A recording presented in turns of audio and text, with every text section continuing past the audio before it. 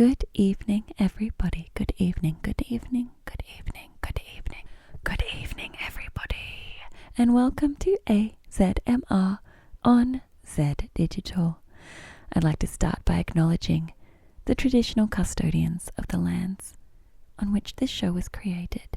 This show was created on the stolen lands of the Jagera and Turrbal people in Meanjin or Meanjin, Brisbane.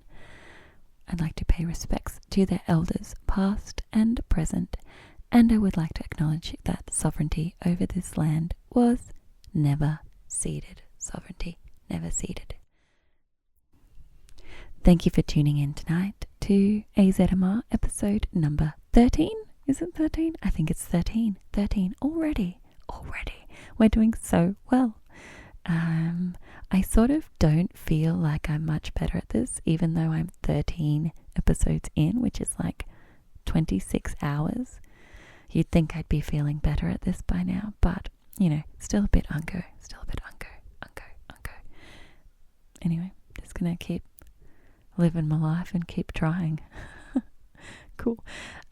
So thanks for tuning in. If you don't know who I am, my name is Polly, and here for the next 2 hours of ASMR low sensory radio. Just try and be your accompaniment to sleep, or while you're doing stuff and you just need some background stuff going on. If you want to listen to past episodes, you can head to the 4ZZZ on demand streaming service for zzz.org.au/program/AZZZMR. And you can listen to the last 6 episodes there, which is pretty good. Or you can head to the social media, AZZZMR.4ZZZ on the socials, on the YouTubes. On YouTube we have older episodes with some picture videos of calming things, hopefully calming things. Good. Yeah, we're on the internet, so you can come and follow on the internet. Oh, hello Coco. Yeah, come follow on the internet. It's a bit of fun. There's lots of pictures of my cat, who you just heard. Hey mate. Oh, what's going on? What are you doing?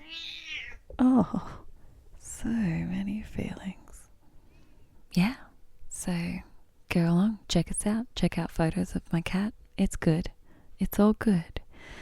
On tonight's episode number 13, what are we doing?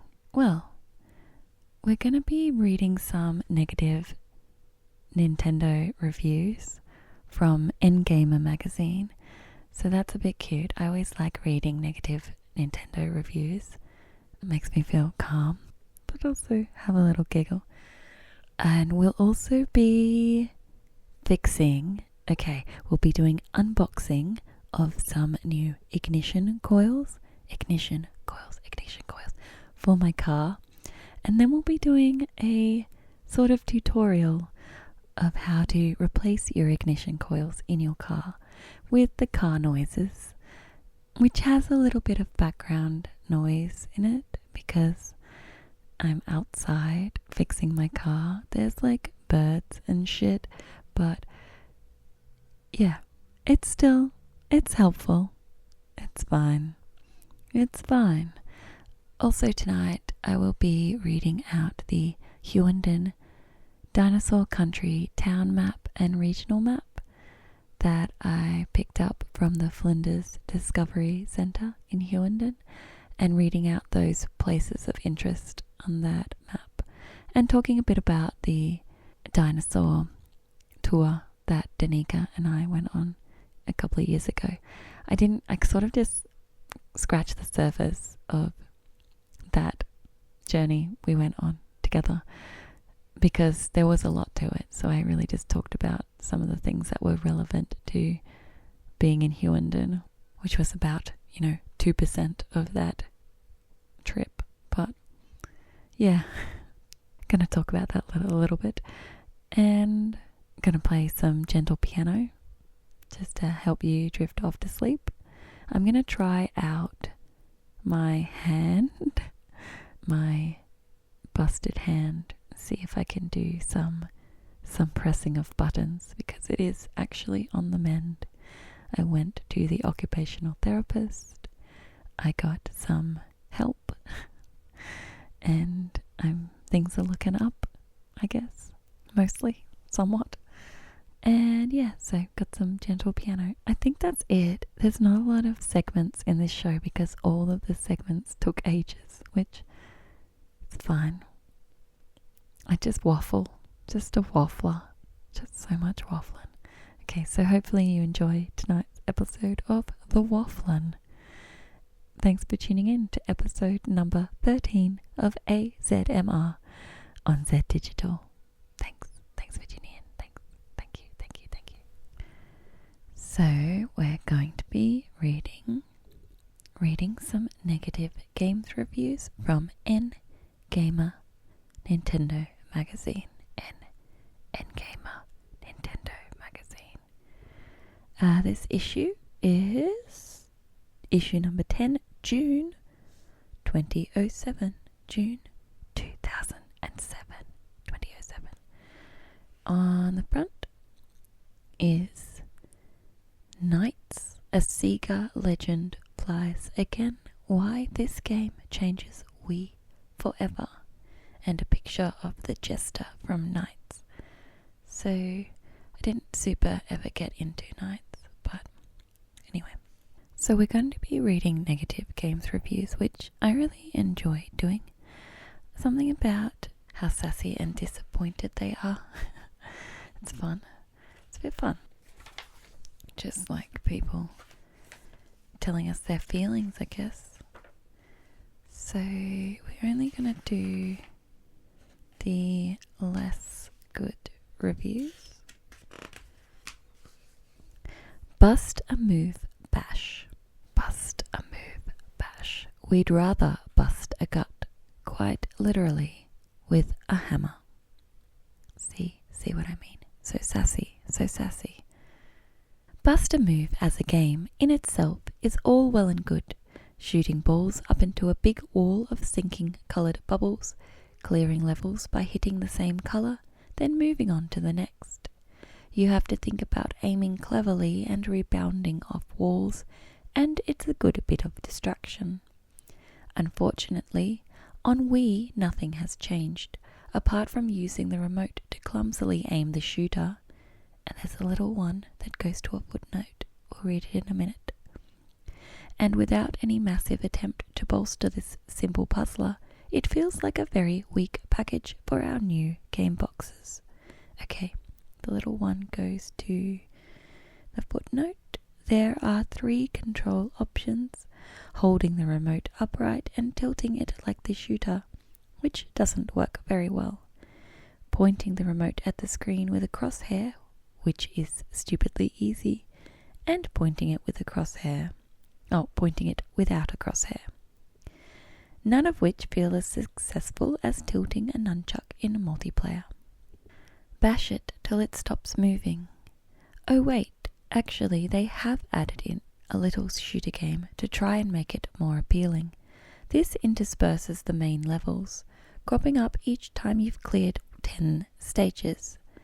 Bubbles of different colours float down or across the screen, and you get a little crosshair to aim with. You have to change the crosshair to match the colour of the ball you're aiming at by pressing the easily accessible plus and minus buttons. And there's a little 2, which goes to a footnote. Even Wii Play's immensely tedious Pose Me had you changing shapes with A and B. That's because those buttons are right at your fingertips, as opposed to being so small, not even a hamster with a guide dog could find them mid-game. I think it was being sarcastic when it said easily accessible plus and minus buttons. Okay, I'm catching up. Okay, back to the main article. This means you have to hold the remote in 2 hands, one to aim and one to press buttons to change the colour, which is just about the clumsiest combination of button presses to map this game to. but perhaps the multiplayer is supposed to be the focus, rather than the basic and uninspiring puzzle mode. Offering simultaneous play for 8 players, 4 on nunchucks and 4 on remotes, with everyone playing on the same game screen. It's certainly a tempting idea. Unfortunately, after 5 minutes, with even just a couple of players, all the ball action becomes totally confused, empty, and aimless. Also frustrating throughout are the special balls that fly around above you, waiting to be shot out of the sky and used to blow things up and get extra points. But actually all they do is get in your way and distract you from the actual game. We want to be angry, but all we can muster is indifference. In detail. Format: we. Publisher: Tato. Developer: 505 Games. Price: £40. Out 27th of April. Overview: fire bubbles at other bubbles in order to clear levels and move on to another level in which you fire bubbles at other bubbles. Graphics: 2. Incredibly basic at best. You'd never pick it out of a Buster Move lineup as being next gen-ish. Audio: 6. Passably chirpy tunes, but nothing memorable or beyond average background fare. Gameplay: 5. 250 levels, good. Annoying shooting interspersing them, bad. Repetitive overall. Innovation: 2. The remote use is clumsy and there's nothing new or original about this whatsoever. Summary: why would you want to spend £40 on this, or £14? It's just plain old Buster Move with annoying controls added on. Spend a £5 on the virtual console instead. 50, 50, 50. Kurokuro Princess. This way lies cute and fluffy madness. Format: DS. Publisher: Spike. Developer: Spike. Price: £30. Out now. Japan.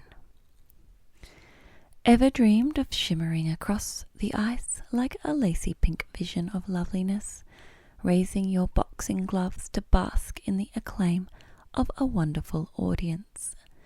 Well, stop saving for the psychiatrist and import yourself a copy of this game, Sharpish.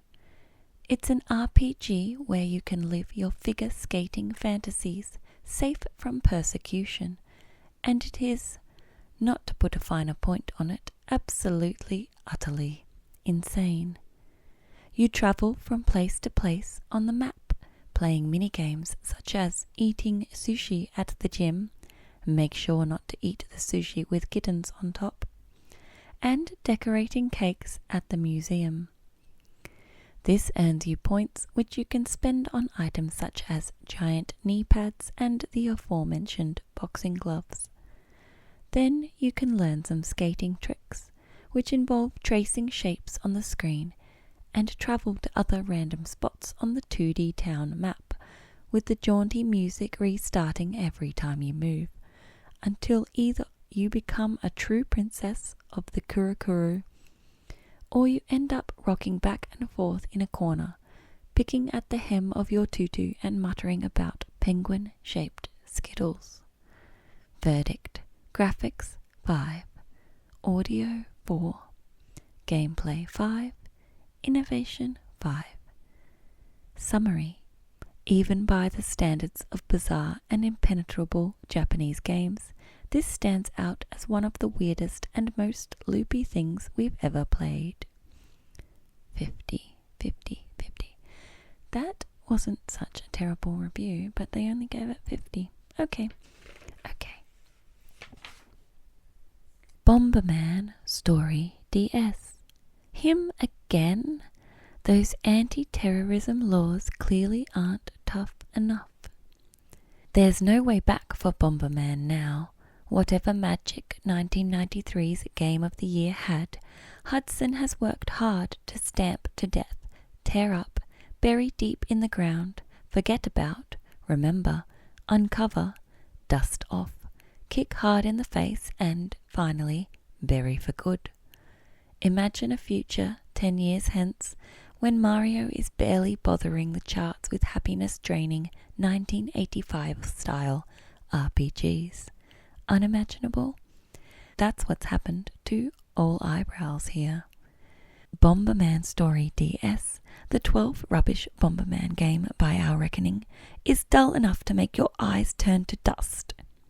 We won't even mention Bomberman Act Zero, the Xbox 360 title that transformed our bobble-fisted hero into the mangled offspring of Halo's Master Chief and the Green Goblin. It looks and plays in no more complicated a manner than the original Legend of Zelda, except you throw or kick bombs at monsters instead of skewering them on a sword. And the monsters are big insects. The only tickle of excitement you'll get from it is the satisfaction of blowing up tiles of scenery, uncovering power-ups and bits of fruit beneath, just like in Bombermans of yore. Otherwise, it's a long, nerve-numbing trek across maps with all the complexity of a Minesweeper board, where a path isn't allowed to connect two forest clearings without meandering up, down, and all around half the bloody planet. And oh, the minigames, the slidey puzzles and cute side-scrolling shooty bits aren't bad, but if Bomberman Story DS is remembered for anything, it'll be asking you to form a bridge by tapping the screen to twist floating logs. It's a touchscreen experience that feels like Hudson only got their hands on a DS 3 hours before having to finish the game, and spent those 3 hours turning it in their hands, hooting and smashing the thing against the ground like the monkey with the bone in 2001, A Space Odyssey. Cheek-flamingly embarrassing character design, pitiful power-ups, animation that isn't, inane music, super bland worlds. Bomberman Story DS rivals 2005's Need for Speed Most Wanted as possibly the worst DS game we've ever played, which makes it slightly annoying that it's got a very good multiplayer, i.e. the original Bomberman with 8 players allowed to join in using just one cart. That forces us to bump the score up considerably. In detail: format DS, publisher Hudson, developer Hudson, price 5,040 yen or £22, out now in Japan and TBC UK. Overview: humankind emerges from sea, learns to use tools, masters fire, invents wheel, triumphs over evolution, and all for this. Graphics: 3. The doodles of a 5-year-old child obsessed with right angles and the colour of sick. Audio: 2. New NGamer office record from switching game on to reaching for the mute control, 3.73 seconds. Gameplay: 5. Would probably have been a 1 if it wasn't for the lunchtime conquering multiplayer aceness. Innovation: 0. We've seen more innovation from a Marks and Spencer's tuna and sweet corn sandwich.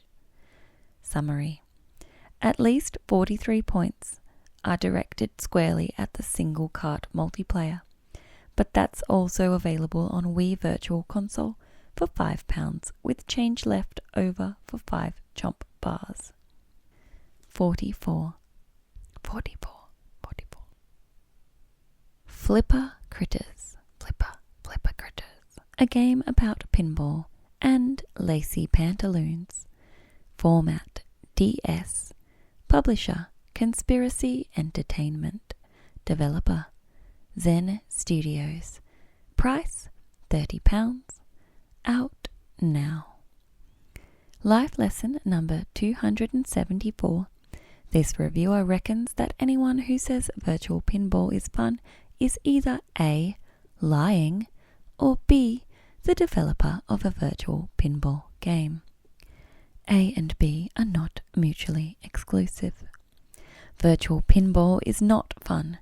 It's bland, it laughs at you, and it takes your hard-earned cash and making a break for the exit. Flipper Critters is a case in point. Despite a solid gold suit, a set of brand new veneers, and a pair of busy jazz hands, it's still the same old game, working from the same old template. Sure, it's got 3D-ish, 360-degree tables, it's got interactive scenery, which you can open up, break, or customize with the stylus, and it's visually the most impressive pinball game you'll probably ever see. But it's still pinball. You twonk the ball with the flippers every time it rolls close, and that's it.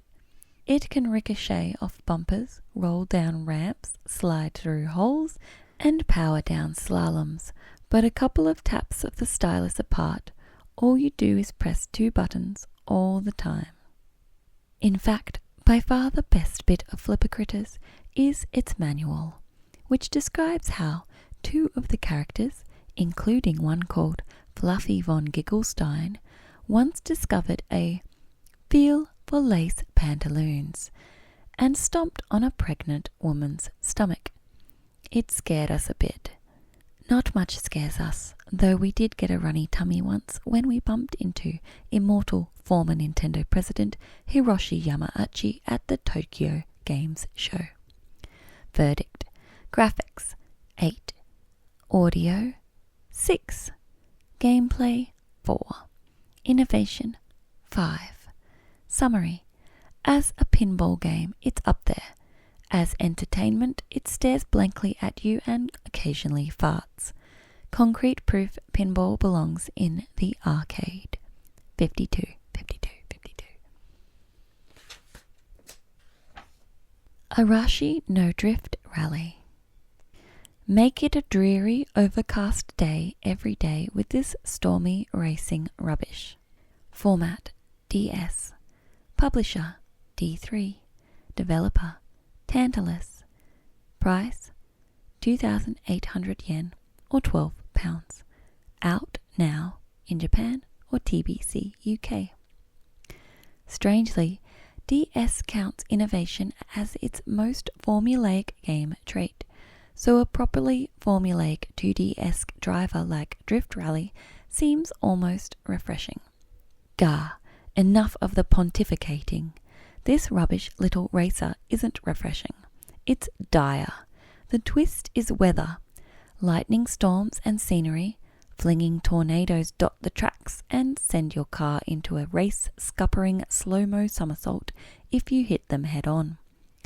It's barely an idea, and, of course, your DS-controlled rivals happily dodge the worst that the gods can throw at them, and you, as you get to summon a weather disaster of your own choice at one point on the track during a single lap. Thrilling, thrilling. Leaving you to race 3 perfect laps every time or trudge home very sad and very soggy. Drift Rally seems devised by people who hate racing games and want you to hate them too. The D-pad driven vehicles handle more like boats as they grudgingly wrench themselves around corners. The top-down but still 3D perspective is smart, but the tracks are obscured by so much overhanging scenery and thick cloud cover that D3 might as well have put a blindfold in the box.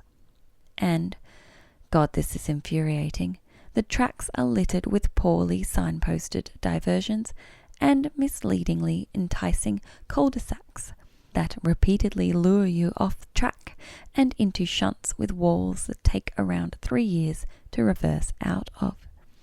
And your wrong turn leaves skid marks on the road that you'll absent-mindedly follow on the next lap straight into the wall again. We've had happier days scooping gunk out of our toenails than playing this. Verdict: graphics 6, audio 4, gameplay 2, innovation. 2. Summary. The most determinedly unenjoyable racing game we've seen since Need for Speed Most Wanted. We've had more fun getting bitten by a dog. 22. Dyna-Dash. Format, DS. Publisher, IDOS. Developer, GameLab. Out, 4th of May. Being a member of the waiting staff for a restaurant must suck at your life like a black hole, rushing around after horrible, moaning people who all think you're their personal slave, with only spitting in their food as revenge. So it's not clear why you'd want to play a game of it that doesn't even feature spitting. Dyna-Dash is a frantic minigame writ large, where you must seat and serve customers in a frenzy of speed, working your way through a series of different restaurants. It's very little fun to play, and since you can play a limited version online for free as a flash game, there's no good reason to put it in your DS. All in all, it makes us very glad to be involved in the immensely well-paid business of games journalism. Hang on. In actual fact, the first and only video games writer wealthy enough to retire because of his earnings was actually retired in style by a gangland mafia boss in the 80s. This was after he'd tried to renegotiate his contract. First you get the money, then you get the games, then you get horribly murdered and your corpse fed through a mincer in a Thames Valley canal. 45%. Kororo Gunsao, Enshuda Yo, Zen and Shugo Part 2. Format, DS. Publisher, Bandai Namco. Developer, Bandai Namco. Out now, Japan. Apparently there's a popular anime show by the name of Kororo Gunsao, which we're told translates to Sergeant Frog, involving some kind of space frog who's forced to do loads of crappy odd jobs for humans once his space frog platoon abandons him on Earth. So there we go. Beyond that, we're lost. A mad confusion of Japanese shouting, this sickeningly cutesy collection of minigames might have more to it than we can see, but we're stuffed if we can find it. Its bulk appears to be some very familiar challenges, such as air hockey, hurdles, and a crappy breakout ripoff. Collected gunpla and various trophies can be viewed, but beyond that, it's all rather repetitive and hackneyed. Sergeant Frog dismissed. 46%. Battleship Connect 4. Sorry, Trouble. Format, DS. Publisher, Hasbro. Developer, DSi Games. Out now. Is there anything in the world more boring than Ludo, or Trouble as it's called here? There's just no skill required at all. Pure, tedious dice rolling, but never mind. It's now on the DS. Buy it today. From the people who brought you the Monopoly, Boggle, Yahtzee Battleship Collection comes the Trouble, Sorry, Connect 4, and Battleship Collection. Sorry is nearly as pointless as Trouble, with only the option for picking on someone to keep you going. Battleship is just as bad as it was last time around, tedious and slow, and the same pointless guessing game meant for desperately bored train journeys. They've even managed to mess up Connect 4 with seasick-inducing rotating boards, but at least it's functionally a game. Rubbish, stupid games in a cheap, tacky collection. Who on earth keeps buying these games and egging them on? 32%. 32%. Okay, that looks like all the negative games reviews in this issue of NGamer from June 2007. Thanks for listening, everybody. You're listening to AZMR on Zed Digital. So next up, we're going to do an unboxing. We did an unboxing a few weeks ago of some shoes that I bought. But this one's a bit different because it's going to be unboxing a car part I purchased for my car, and then we might install it. Don't know how we'll go with an audio car tutorial, but you know what? It's a learning experience for us. It's going to be fine.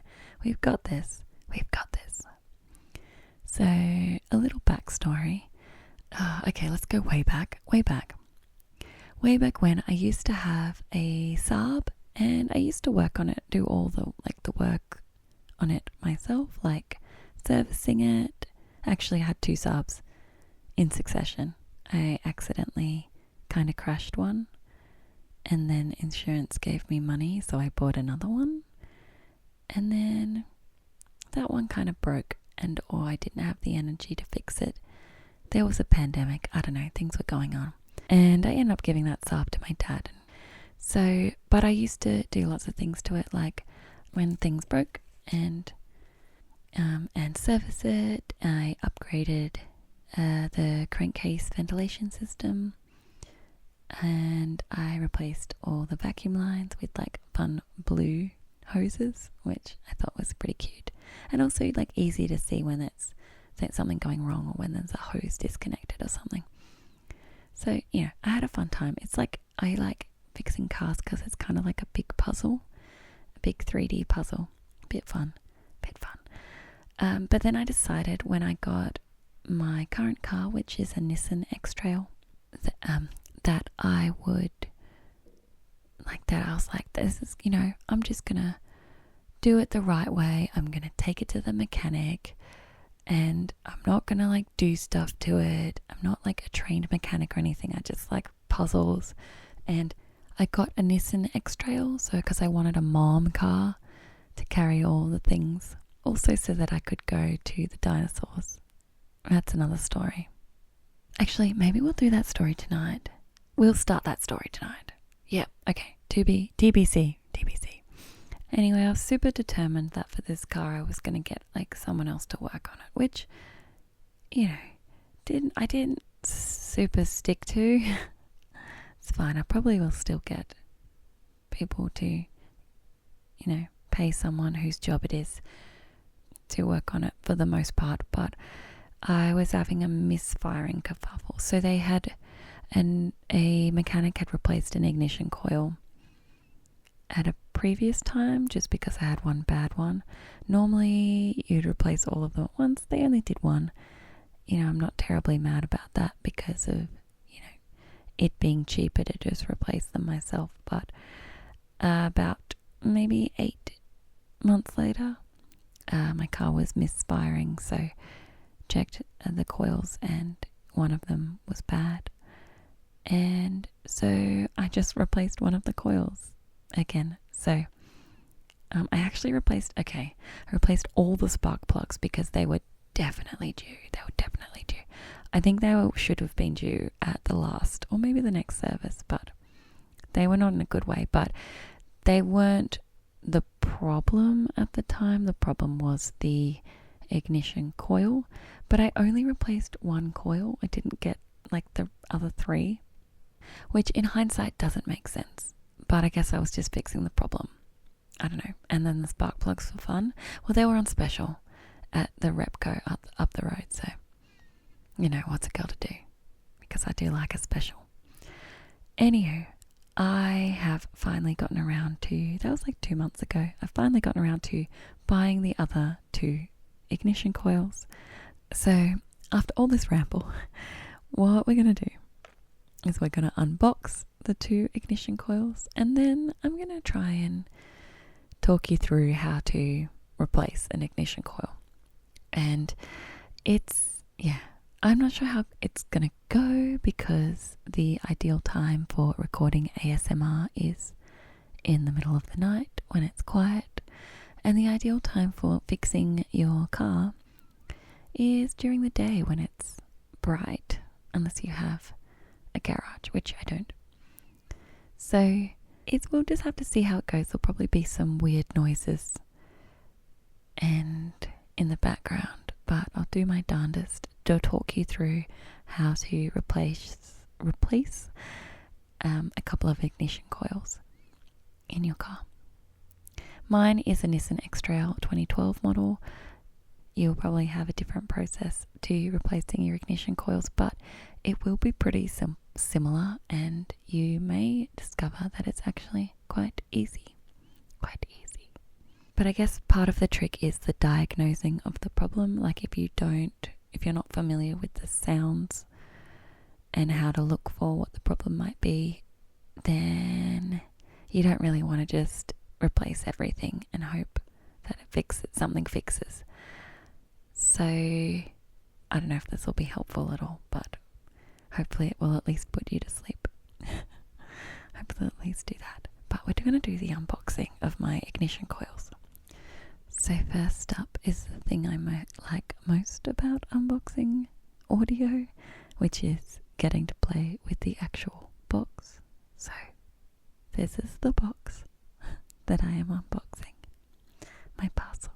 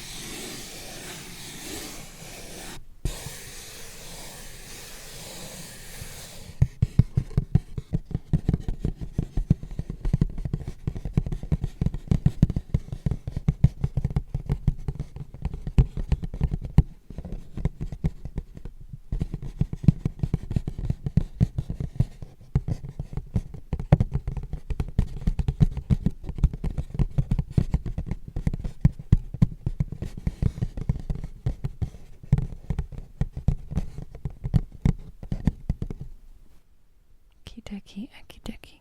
Gonna get these tiny little scissors and cut open the plastic here. Okay, it's taped up on all the edges, so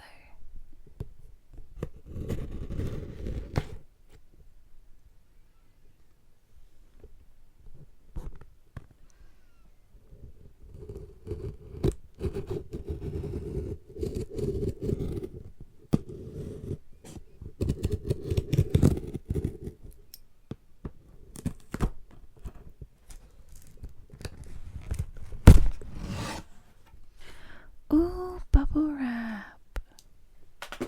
Okay, so this bubble wrap is very thick with very big bubbles. I don't think I can pop these. They're too big and they're all connected. Okay, so it looks kind of like giant bubble wrap, but all the little bubble bits are connected, so when I push in them, they don't pop, they just move the air into one of the other sockets. It's still cute, it's still cute.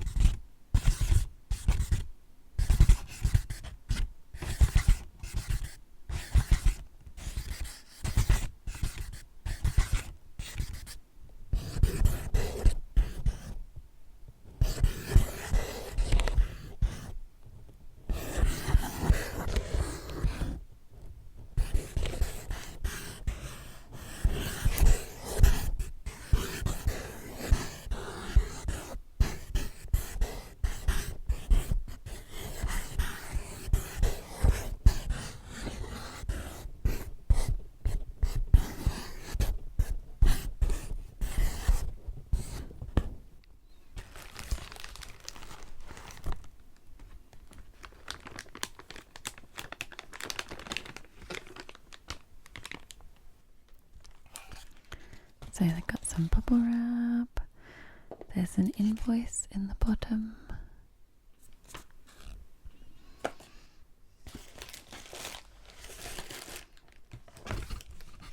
So there's two sacks that are sealed.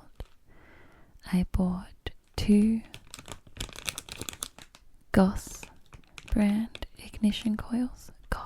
Goss brand, which is an aftermarket brand. So a little bit cheaper than the Nissan one and just as good. And these are part number C589 ignition coils. There's 2 of them. Goss C589.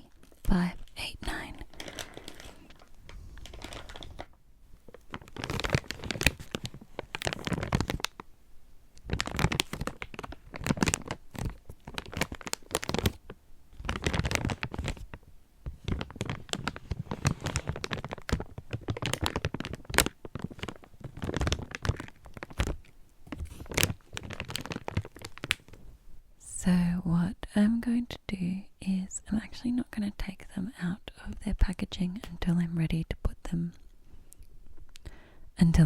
actually pop them in the car, because there's a lot of kind of dust and fluff in my house.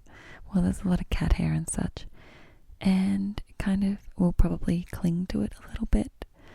And if I don't have to give it a clean down before putting it in, it'll be easier. So I guess I just kind of want to minimize the amount of fluff and particles that get on it or get on them before I put them in the car, pretty much. So just maybe not gonna open the actual inner packet until it's time to put them in the car, but they are in these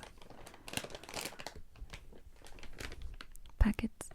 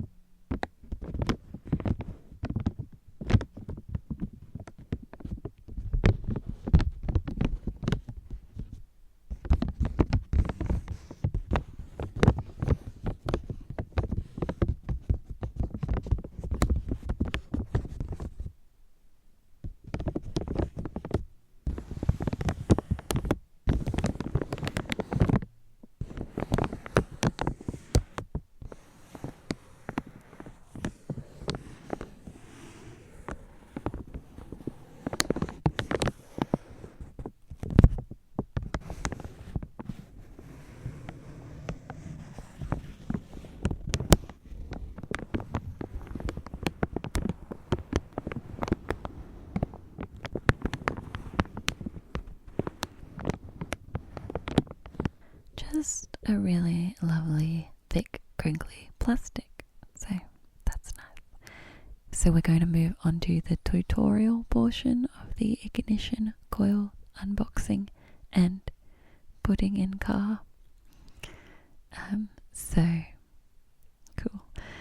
I'm going to move downstairs to my car, and the volume is going to change somewhat. And there's going to be noises, and hopefully I can try and eliminate some of that. But yeah, hopefully no one's like banging any hammers or anything. That'd be nice. Okay. So the first thing you'll want to do is pop your bonnet. Pop, pop, pop, pop, pop, pop. Pop your bonnet.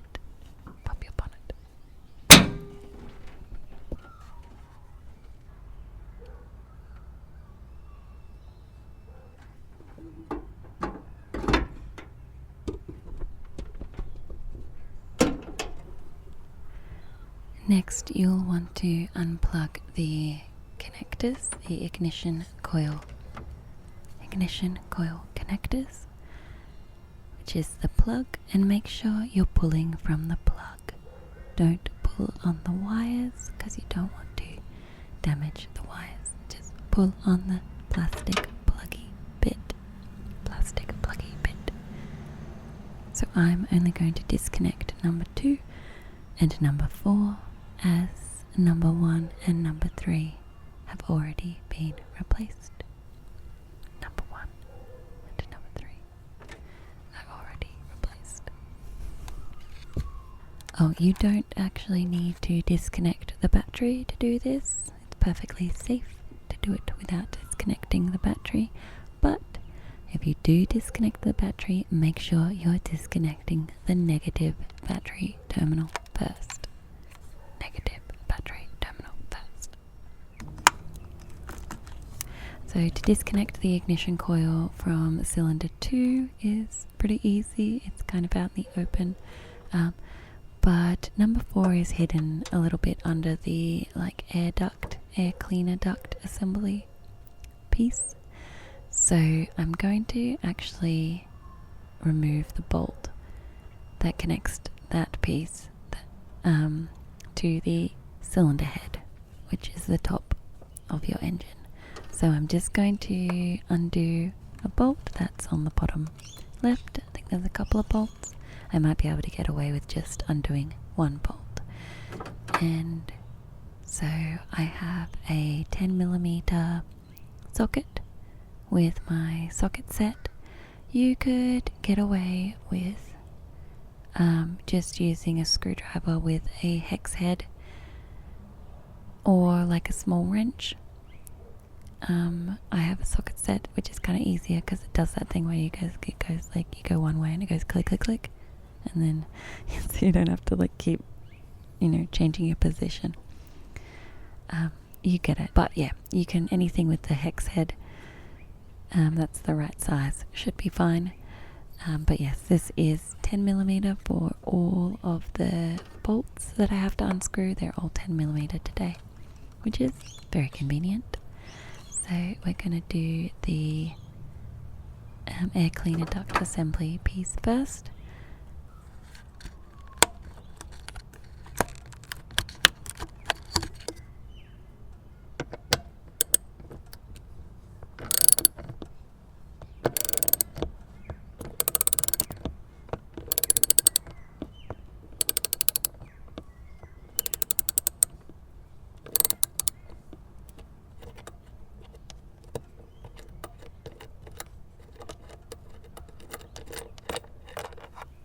And now we're just going to swing it off to the side.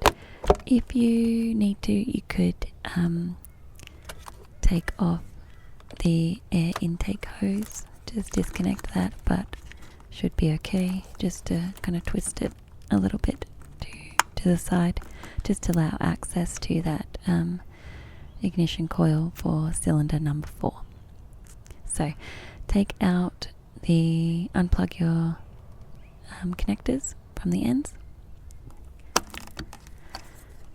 And now we're going to unscrew the bolts holding in the coils. So again, that's just a 10mm hex head socket.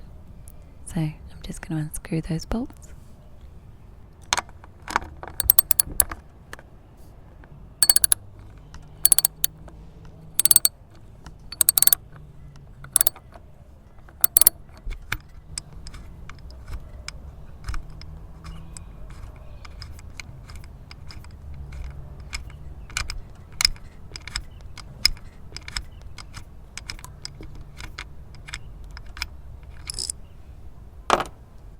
And there's one for each coil. One for each coil. And make sure you put those bolts somewhere where you're not going to lose them. I am one to just put them in any kind of ridge in the car and just kind of hope. If you've got one of those magnetic trays, that would be best. I just like to, put them down and hope that I don't lose them, but hopefully you have a better system than I do. And you'll just need to now pull out your ignition coil, which could just pop out, no worries. So I'm going to pull them out and replace them one at a time. So we'll just pull one out, and you can, if you're diagnosing a rough idle or just misfiring, your car misfiring, you might want to inspect it.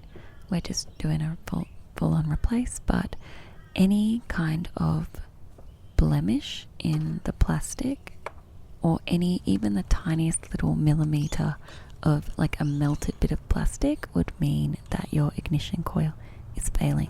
So if you see something that doesn't look perfectly smooth, perfect unblemished plastic, I mean, it might be a bit of dirt. If you rub it and it comes off, no worries, but anything that looks like it might be even slightly melted, that does mean your ignition coil is failing. It is possible to pull apart the coil and repair it.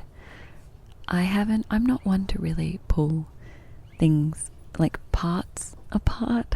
I guess I would just replace the part. I have repaired a throttle body from one of my Saabs, and it was just replacing a spring that was inside it. But generally, I will replace the part. I guess I don't trust myself to be able to, deal with tiny springs and things going on inside the parts. So, but it is possible to repair it, but I don't know how to do that. So, and like, I would feel like once you get kind of blemishes on the outside, then it's probably time. It's time. But you might be better than this at this than me. Also, you might find that if you're just diagnosing like misfiring and you pull out your coil, that it's a bit, like, just really dirty, like maybe a lot of oil. Like if you've got a seal kerfuffle, maybe you've just got a seal kerfuffle and there's oil in there. Just clean it with clean your coil with some WD-40 and plop it back in. You might clean your your spark plug as well. But definitely fix your seal though. Definitely get that fixed. But yeah, WD-40 to clean, and you might find that it just might have a build-up of gunk, and that's it. And then you plug it in and it's working perfectly again. But since we are not diagnosing here, we're just replacing. Pull it out, and then you just gotta pop in the new one. So I'm just gonna open up my new coil packet.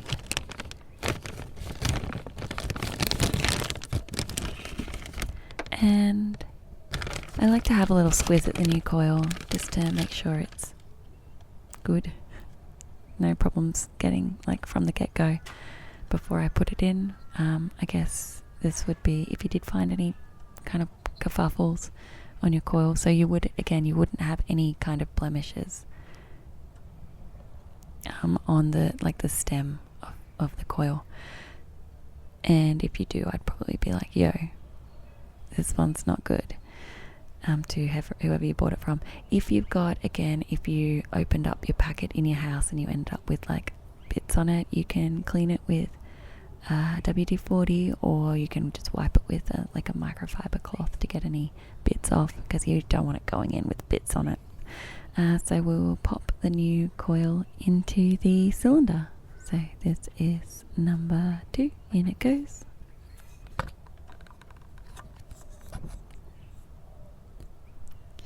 And we'll do the same thing for number 4.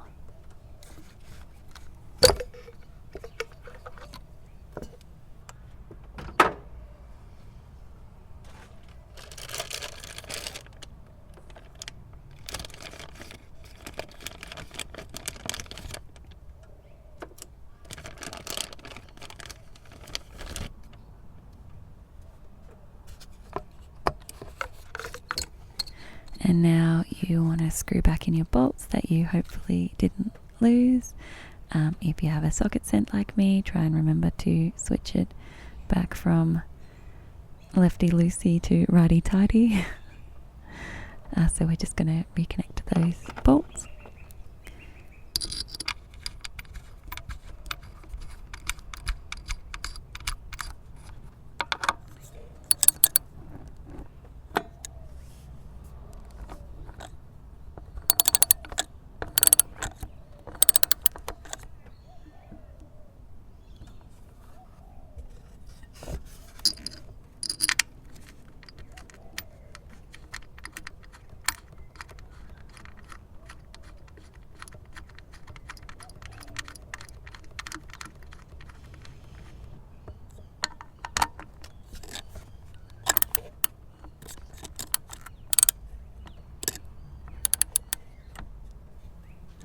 and reconnect the ignition connector plugs, and make sure you're not handling them by the wires. Use the plastic because we don't want to pull out any wires by accident, so reattach those plugs.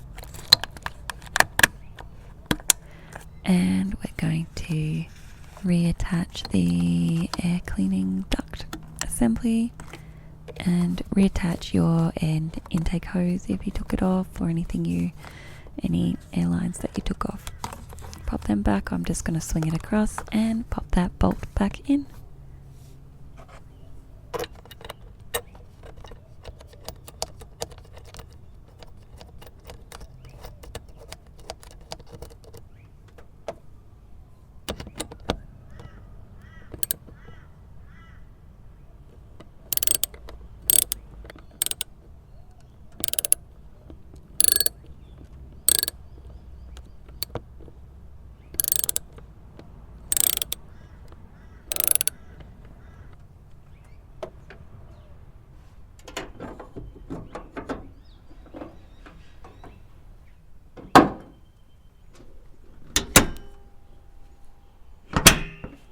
Yeah, so just bonnet down and we're good to go, mate. So that was the unboxing of the ignition coils and then the installing of ignition coils. So hopefully that's helpful to you, at least in helping you see that it's actually not too tricky. It's not a too tricky thing to do. It's pretty straightforward.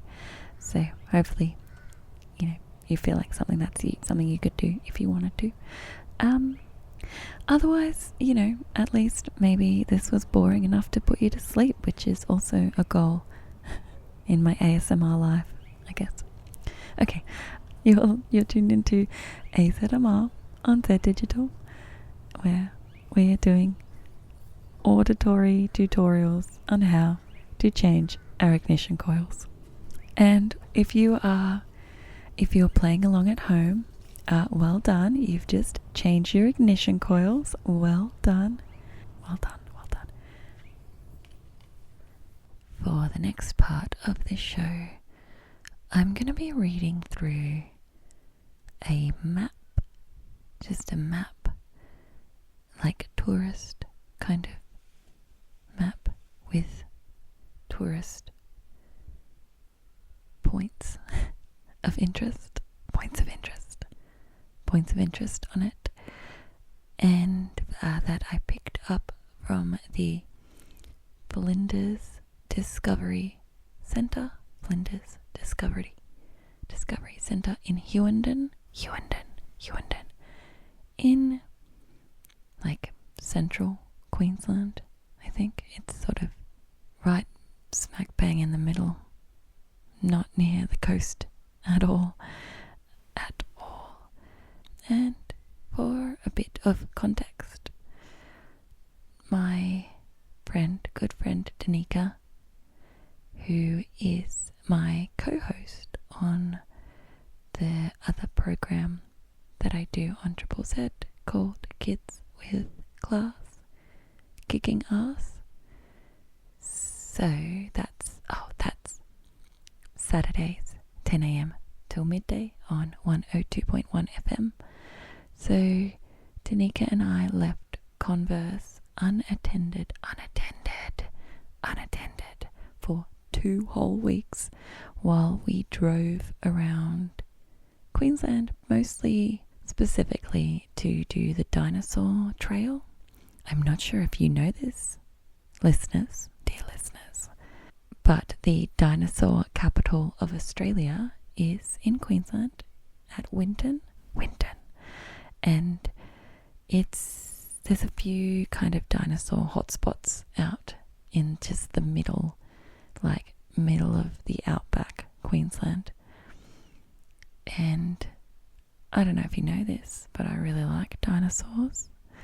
So Danica also really likes dinosaurs and just anything history. So we had actually planned to do a different road trip, but then COVID locked the state down and we couldn't actually leave the state for a good couple of years. And So we're like, okay, what can we do in Queensland?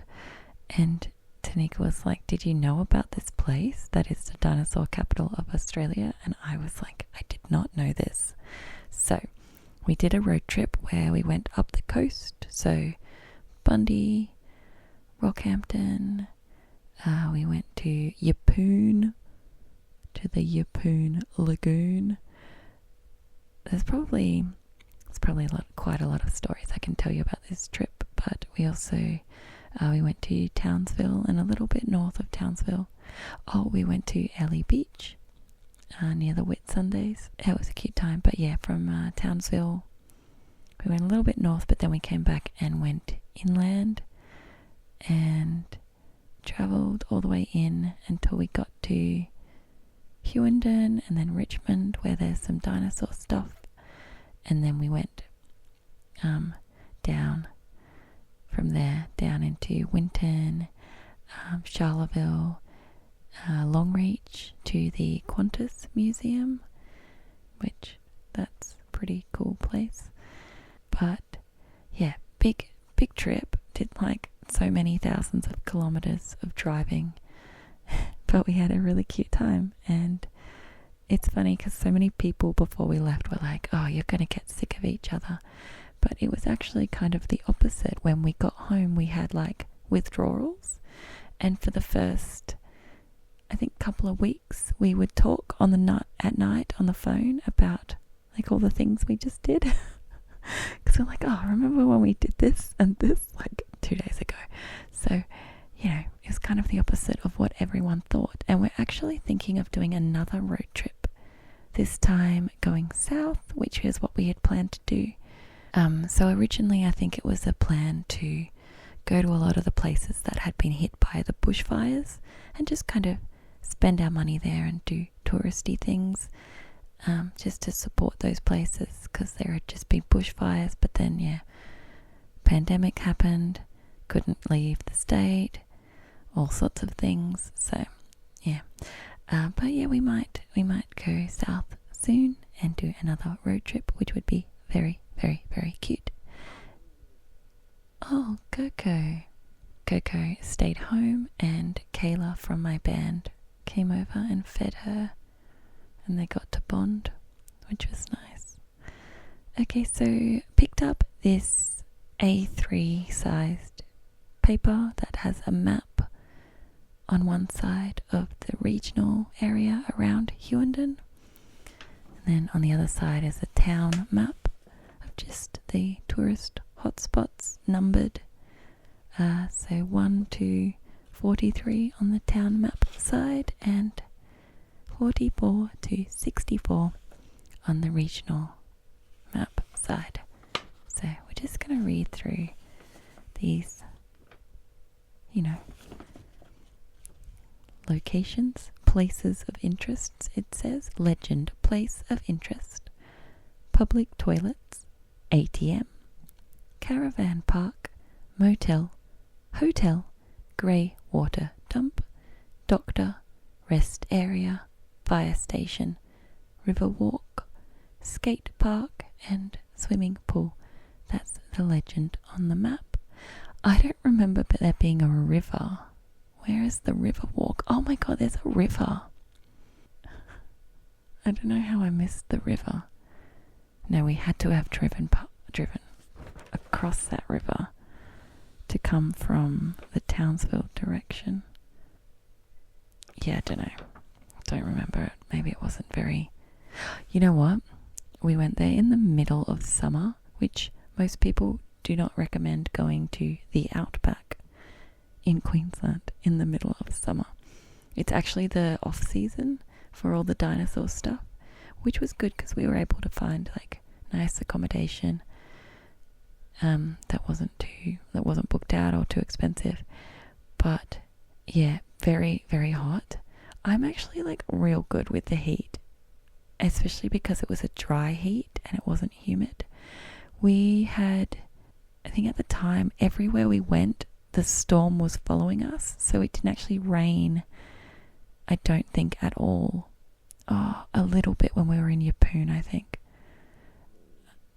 But it didn't generally rain much, and just after we left Brisbane there were like these mad storms for a few days, and it kind of followed us up the coast and then inland, and I think inland hadn't received rain for quite a bit, so we were like bringing the rains. We're like, yes, we are doing our bit for the desert. But yeah, good. Yeah, cool. I'm just going to read this thing. There's so much to say about this trip, honestly. I'm going to have to do like multiple segments, I think, because there's just so much to say. We went to so many places. Even just the last half was kind of inland. Maybe a bit more. I don't know. I think we spent more time inland because that was our goal. And we just sort of spent one night each up the coast, but at each of the places, I think. And yeah, even just the inland portion was just so much every day, so many activities. And we didn't get sunburned, which, I mean, if you know Tanika and I, we are the two most like sunscreen our whole bodies daily type people. But I was just very impressed that we were out in the sunshine for a lot in the very hot time of year. Neither of us got sunburned. We drove like, I don't know, like 3,000 or 4,000 kilometers or something in like 10 days. I don't know. Anyway, I'm going to read the Hughenden Dinosaur Country town map, and then I'll do the regional map. Hughenden Dinosaur Country town map. Overlanders Way, Townsville to Tennant Creek. It's got the Hughenden town area with all the streets and street names and then little numbers. And I'm just going to read you out the numbers, descriptions that associate with each of the numbers. So it says Hughenden is rich with authentic heritage and modern day experiences. Visit local attractions and explore the legends, characters, colourful tales and rich landscapes of this fascinating area. 1. Flinders Discovery Centre, L6. The Visitor Information Centre holds information on all local attractions as well as regional and interstate destinations. See a full skeletal replica of the Matabarosaurus dinosaur, large fossil collection, light and sound show on the formation of Porcupine Gorge, and much more. 2. Pterosaurs, L6. 3 metal sculptures on the roof of the Flinders Discovery Centre, one in a full skeletal resting state. 3. Ammonite sculpture, L6. A representation of an ammonite fossil made from windmill parts. 4. Discovery Park, L6. A walk-through park beside the information centre with grassed area and seats. 5. Darby the Dinosaur, L6.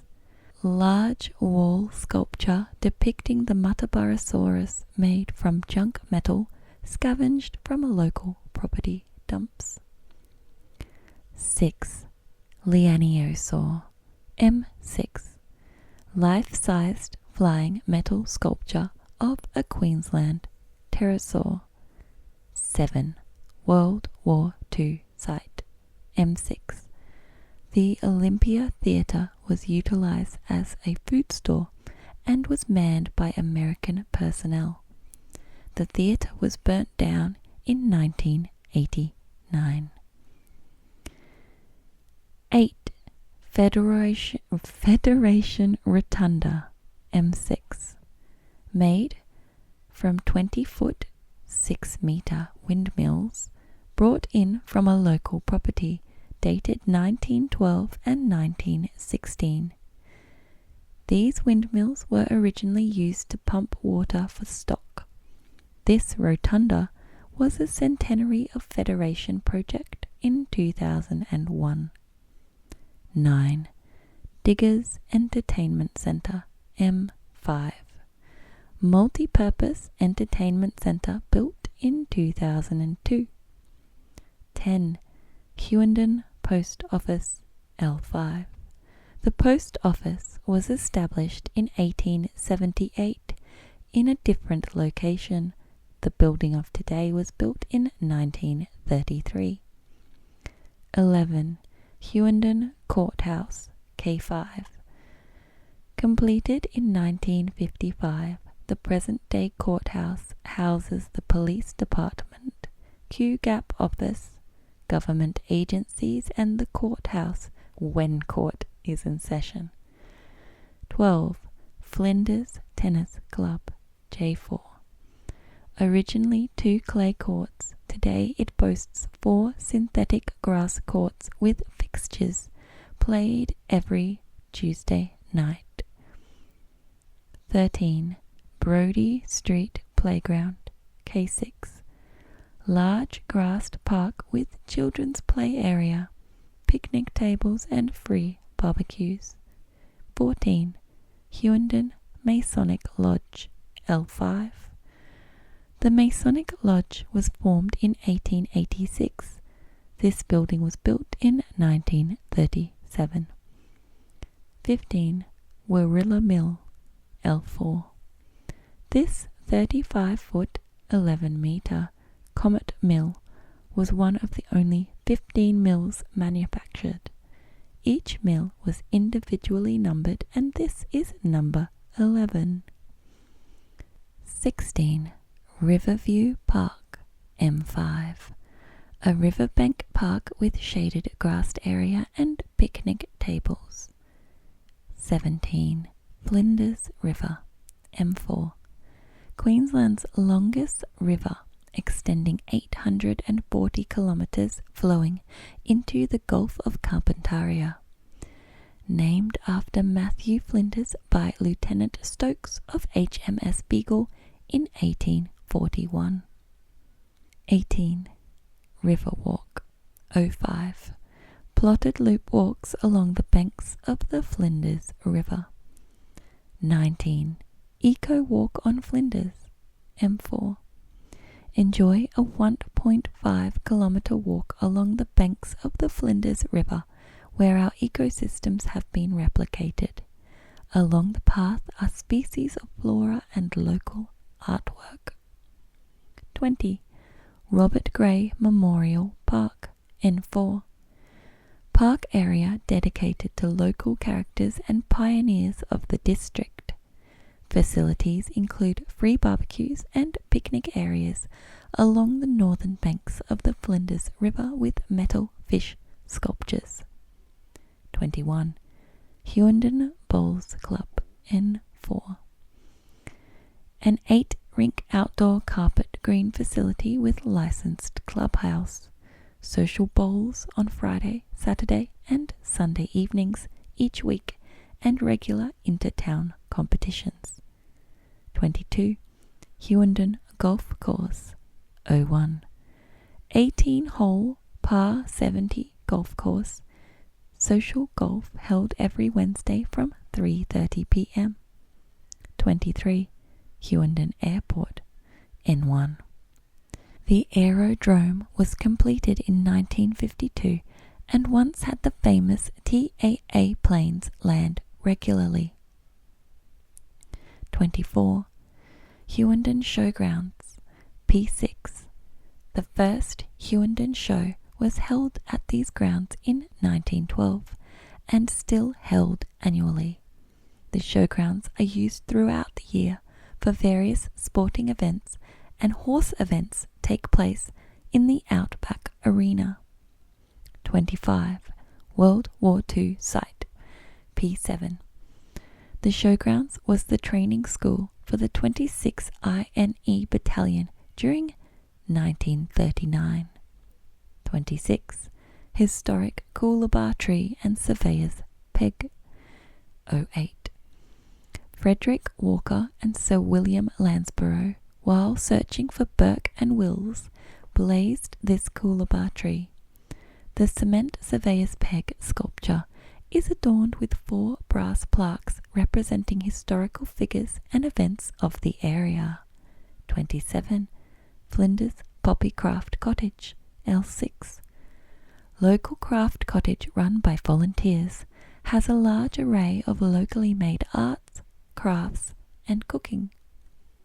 28. Mutt. Full-bodied fiberglass replica of a Muttaburrasaurus dinosaur, L6. Mutt arrived from the Tropical Museum of Queensland in 1999 and welcomes all visitors to Hughenden. 29. Window Panel Sculptures, L5. Creative window sculptures made and designed by local artists depicts the rural culture and rich fossil areas in the Hughenden district. 30. Returned Soldiers Memorial Rotunda, L7. Erected in 1932 by the Hughenden District Soldiers Memorial Fund in memory of past soldiers. Once used for the annual Anzac Day celebrations. 31. Hughenden Railway Social Club, K9. A social club open to general public. 32. Bully Playford Park, L10. Small picnic area dedicated to a long-term Rotary members, Arthur Bully Playford. 33. KT Australia Tannery, M16. Built in 1995, this tannery is designed to be one of the foremost environmentally friendly tanneries in the Southern Hemisphere. 34. Skate Park, I9. Recreation park with BMX track, half-court basketball, beginner and open skate area, including half-pipe and tabletop. 35. Returned Services Memorial, Hughenden Memorial Pool, I10. Built in memory of soldiers from Hughenden and district who paid the supreme sacrifice for their country in the 2 World Wars. Present-day Anzac celebrations are held here. The swimming pool, a local public 33-metre and 16-metre pool with disabled access. 36. Hughenden Railway Station, J9. The railway line to Hughenden opened on 19th of October 1887. The current station was built in 1946. 37. Hughenden Racecourse, D16. In 1886, the local jockey club instituted the infamous bracelet. It is claimed to be the first to be raced for in Australia. 38. Hughenden Powerhouse, F11. Officially opened on the 29th of March 1928, now closed as power is supplied through lines from the coast, sometimes travelling over over 1,000 kilometres to reach Hughenden and district. 39. Hughenden Sale Yards, A11. Once a very busy stock sale yard today, used for trucking stock from local grazing properties. 40. Hughenden Hospital, D6. Officially opened in October 1958, this was the second hospital built for Hughenden. Today, it is a 15-bed hospital employing over 30 staff. 41. Hebrew Grave, D4. Grave of Jeanette Tolano, who died in 1883. This grave is the only original grave from the old cemetery and was never relocated. 42. Apex Park, Driver Reviver Park, B5. Driver Reviver Park with showers and picnic area, originally developed by the local Apex Club. 43. Hughenden Cemetery, A5. Historical and modern cemetery, graves dating back to 1883. A guided self-tour leads around 24 selected headstones describing the symbols and their meanings. Caravan Park, Allen Terry Caravan Park, I-10. Flintstones Servo Van Park, L9. Hotel, Royal Hotel Resort, K8. Great Western Hotel, M6. Motel, Rest Easy Motel and Caravan Park, E5. I can't remember which one we stayed at, but we went to a pub for dinner. I think this was, maybe it was the Great Western. I think it might have been. I feel like I remember this being the place where, so Danica is a vegetarian, and all up the coast, no dramas. Like, she knew going into this that there would come a time where food options would be limited for her. But this was the first time, I think, where she had like just, a margarita pizza for dinner.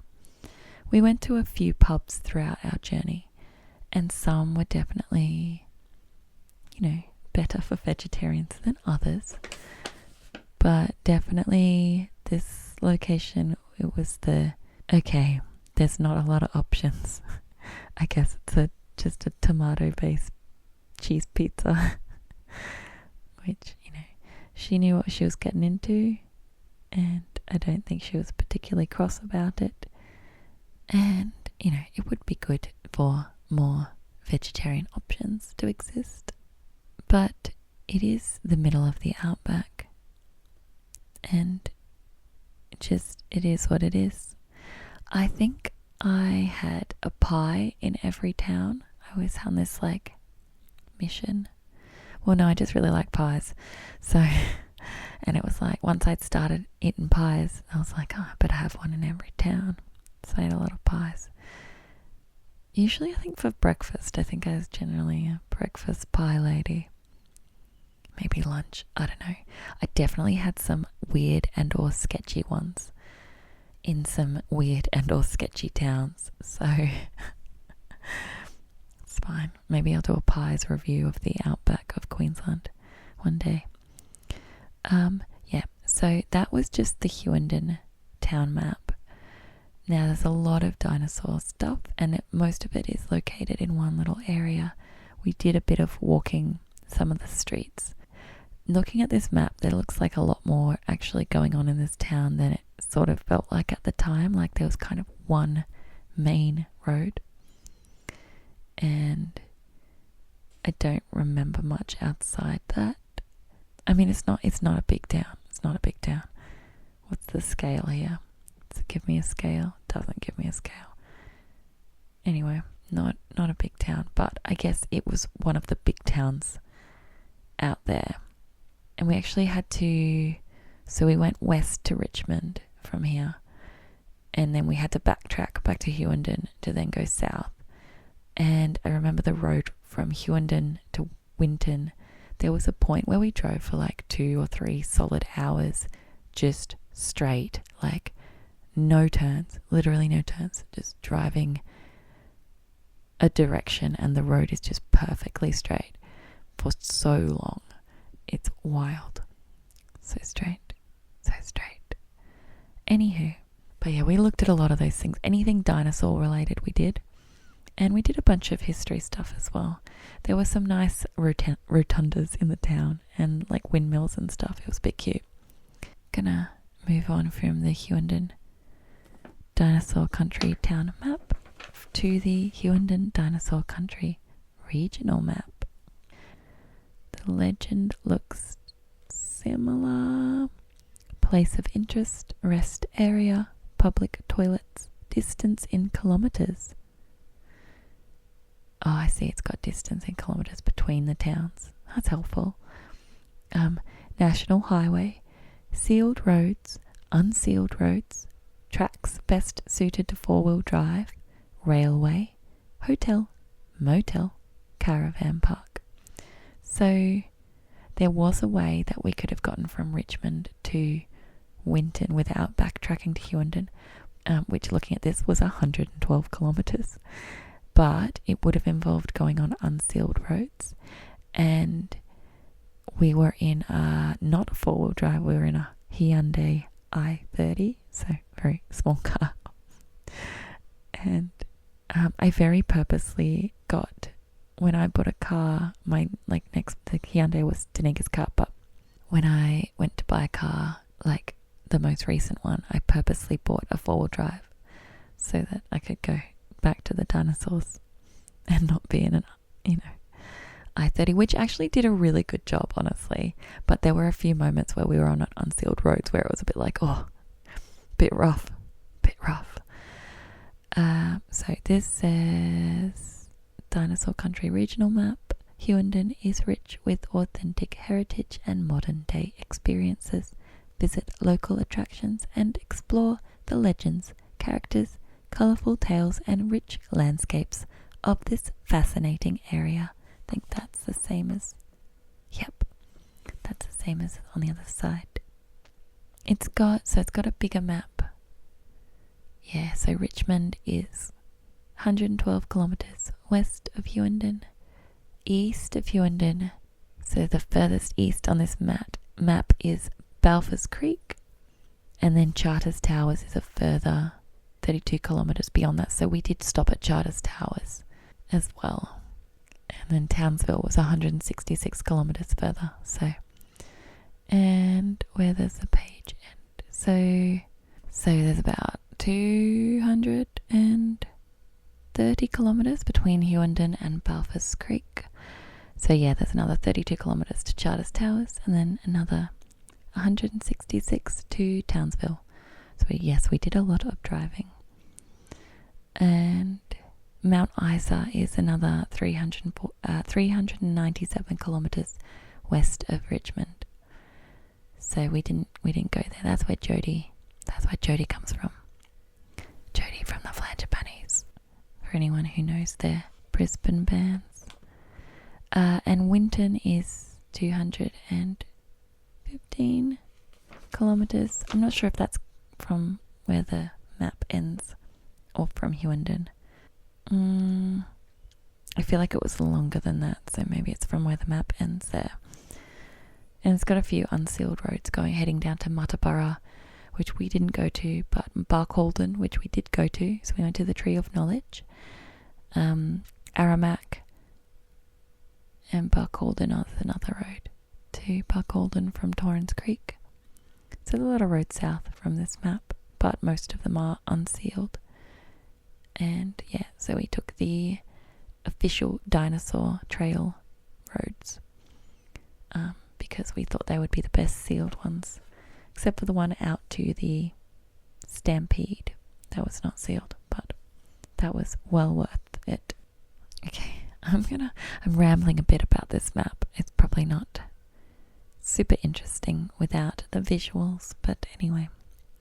So I'm about to read you the Shire of Flinders regional map activities, places of interest. Where did we go? Oh, we went to Porcupine Gorge. That's right. We did go to Porcupine Gorge. That was a great place. I really enjoyed it. That's a bit north of, kind of north, out the kind of the north road of Hughenden. So I think that's the only time we would have gone across the river, the Flinders River.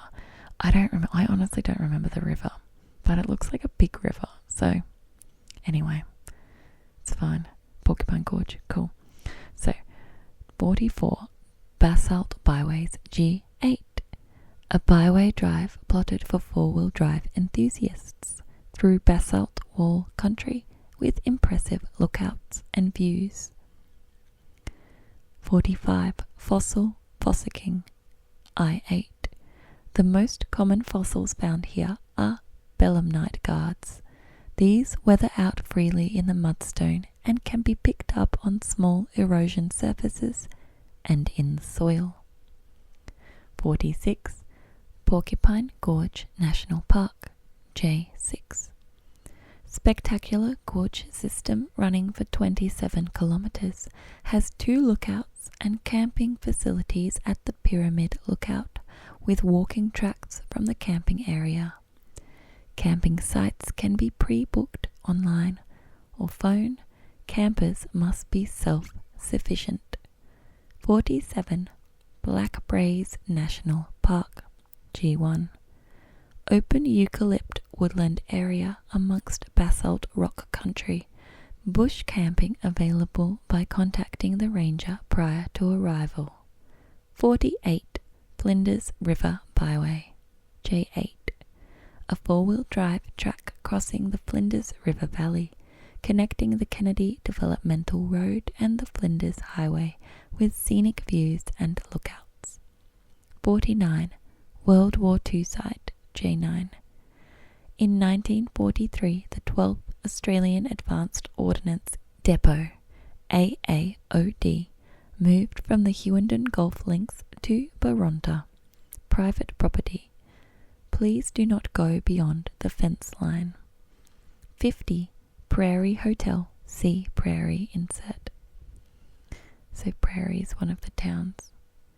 Is it? Yep, it's one of the towns just east of Hughenden, so we would have driven through it. There's a little insert. Prairie Hotel, see Prairie insert. Original nostalgic Queensland pub adorned with memorabilia of days gone by, still operating today. 51. Prairie Park, see Prairie insert. Town park created by the Hughenden Lions Club, home to a 35-foot, 11-metre Comet windmill, one of only 15 made in Australia. This is number 9. 52. Prairie Racetrack, see Prairie insert. Annual country picnic races held in August each year. Enjoy true outback hospitality and join in with the local prairie community. 53. Kurorinya National Reserve, J12. Relax by a natural billabong overflowing in the wetter months of the year, creating a spectacular waterfall. Annual Oakley Amateur Picnic races are held each year in May. 3 full days of fun. Camping is available by self-registration on arrival. 54. Eromanga Sea Byway, I-11. Dirt road for 4-wheel drives, highlighting the open plains of black soil country. 55.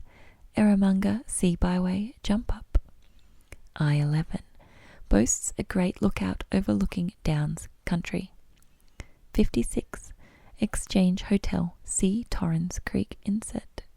Torrens Creek insert. Okay, so that's the next town east of Prairie. So on the way to Townsville. So we would have driven through it on the way to Hughenden. Wait. Yeah, cool. Torrens Creek. It's got the same amount of roads off it as Prairie. So not a big town. Just 2 roads north and then like 3 streets intersecting it. Oh, and another road that's like northeast, but okay. Exchange Hotel, see Torrens Creek insert. Double-story historical pub boasts a graffiti gallery and outback hospitality. So every town is just a pub and a couple of streets. Good. So 57. Torrens Creek Golf Course, see Torrens Creek insert. Believed to be the smallest membership-based golf club in Australia, with just 9 holes and 3 members. 58. White Mountain National Park, M7. A diverse, rugged terrain and gorge systems recommended for the more serious bushwalker. Camping is at the Can Creek Campgrounds. Campers must register online and need to be fully self-sufficient. 59. Burra Range Lookout, N8. Lookout along the Flinders Highway, which is part of the White Mountains National Park. 60. Moorinya National Park, L12. Remote park with sparse open grassland and is part of the Desert Uplands bioregion. Bush camping available by contacting the ranger prior to arrival. 61. Mount Walker, H10. Named after Frederick Walker, has a high point lookout over Hughenden and District. 62. World War II site, G10. Site of the 2nd Army General Hospital from 6th June 1942 to 4th January 1943. During World War II. Private property, please do not go beyond the fence line. 63. World War II site, G11. During the years of conflict, this site was an American petrol depot manned by African American soldiers. Private property, please do not go beyond the fence line. 64. Stamford Racetrack, G11. Country racing at its best, a full day of activities including horse racing and the famous foot race held in July each year. All national parks must be booked before arrival. Caravan Park, Stamford Cafe and Caravan Park, see inset. So there's a Stanford inset that they don't even have a pub. There's not even a pub. Oh. And Hotel, Prairie Hotel, see inset, and Exchange, so hotel, see inset. So yeah, Stamford doesn't even have a pub. Oh, come on, mate. Sorry, I've been saying that wrong. Stamford with an M for Molly. So Stamford was southwest of Hughenden. So basically to get to Winton, we had to drive east back to Hughenden, and then we had to drive pretty much directly southwest down to Winton. So yeah, there would have been a bit of, cutting off some of that trip with going on the unsealed road, but Google Maps told us that it would be quicker to just take the sealed road because you can drive faster anyway. So I think we made the right decision, given that we were in a tiny car. But yeah, I generally had a really lovely time around this area. Definitely things got a lot more Dinosaury by the time we got to Richmond.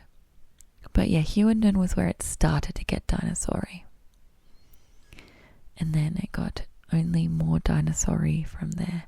So it says, for more information, Flinders Discovery Centre, 37 Grey Street, Hughenden, Queensland, 4821.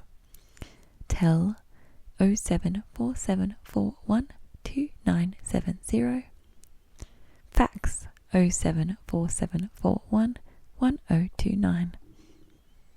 Email info@flinders.qld.gov.au. Website www.flinders.qld.gov.au and www.visithughenden.com.au. Hughenden is spelled Hughenden. So that's the Hughenden Dinosaur Country regional map and town map. Places of interest. Yeah, I have so much to say about this journey. I'm just gonna stop saying things about this journey for now. But if you do get a chance, it's a bit of a drive, but you can head out I recommend going to Dinosaur Country. It's just it's a good time. It's a good time, everybody. Yes, okay, so you're listening to AZMR on Zed Digital, where we are reading Hughenden Dinosaur Country maps and having a generally cute time. Well, bye now. Surely you are feeling sleepy. Surely you are feeling sleepy. So, just going to play some gentle piano, just to close out the show and to help you drift off to sleep. Thank you everyone for tuning in to AZMR tonight. Good night, everyone. Good night, everyone. Good night. Good night.